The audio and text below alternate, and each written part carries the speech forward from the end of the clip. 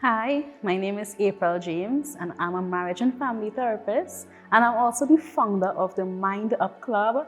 It's a club for children and teenagers to help them with their mental health.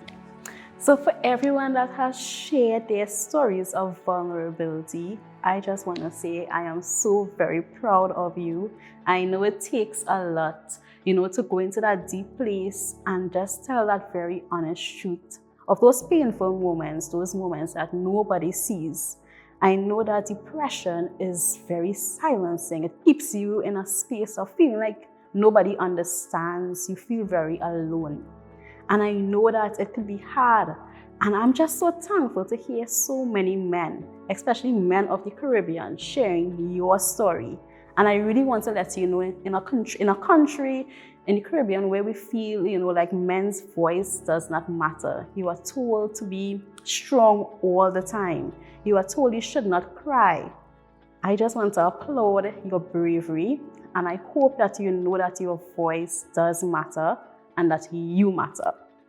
So a recent study showed that, in Trinidad and Tobago, there is a 12.8% rate of depression among adults and a 25% rate of depression among our teenagers. This is alarming. It is showing that these are just the ones that are reported to medical professionals or psychologists. What about those who are struggling still in silence? So, we talk about depression, but what really is depression? Depression is a mental health condition. So I want you to think of it as having a backpack, right? And let's say life is happening, and as you go about life, different struggles are taking place and it's being filled into this backpack. And as you continue, it's getting heavier and heavier because you are not unpacking. It's just filling up. Depression is similar to that, right? Where life happens to you. These things that you don't speak about, and this backpack becomes heavy, weighted.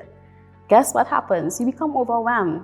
So one of the main things that we advocate for as therapists is you have to speak. You have to identify like, this is where I'm struggling. I am struggling to feel safe. I'm struggling to feel seen. I'm struggling to feel heard. And once you have identified, what you are feeling, now we can help. So I just want to hold space for this moment for you to think about.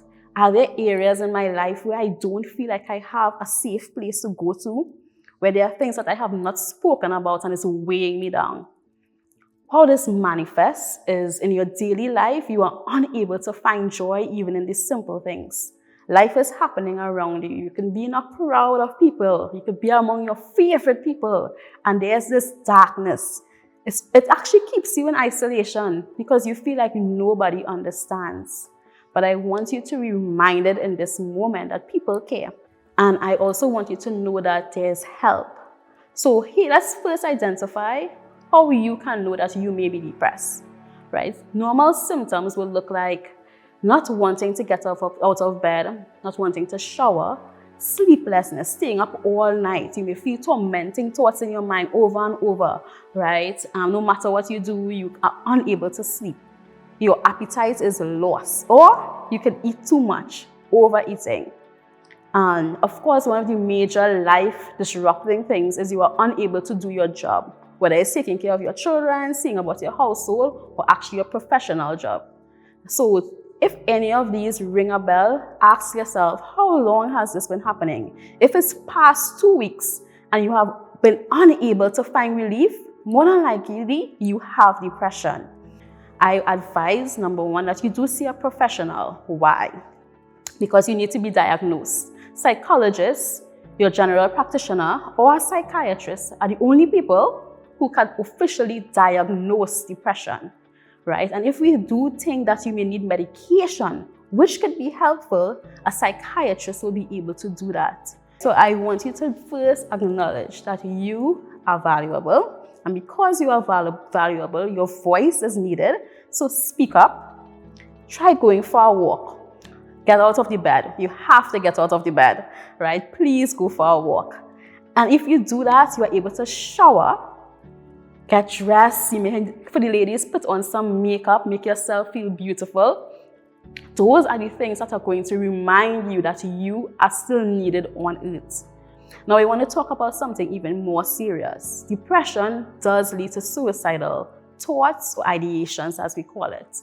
In our younger audience, we do see a lot of children cutting because they are unable to especially voice what they may be feeling.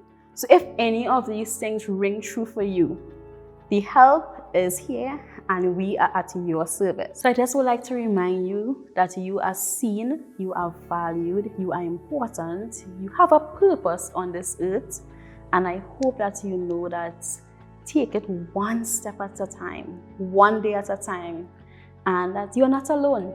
You are not alone. Depression does not define you. You are still here. You are more than your mental illness.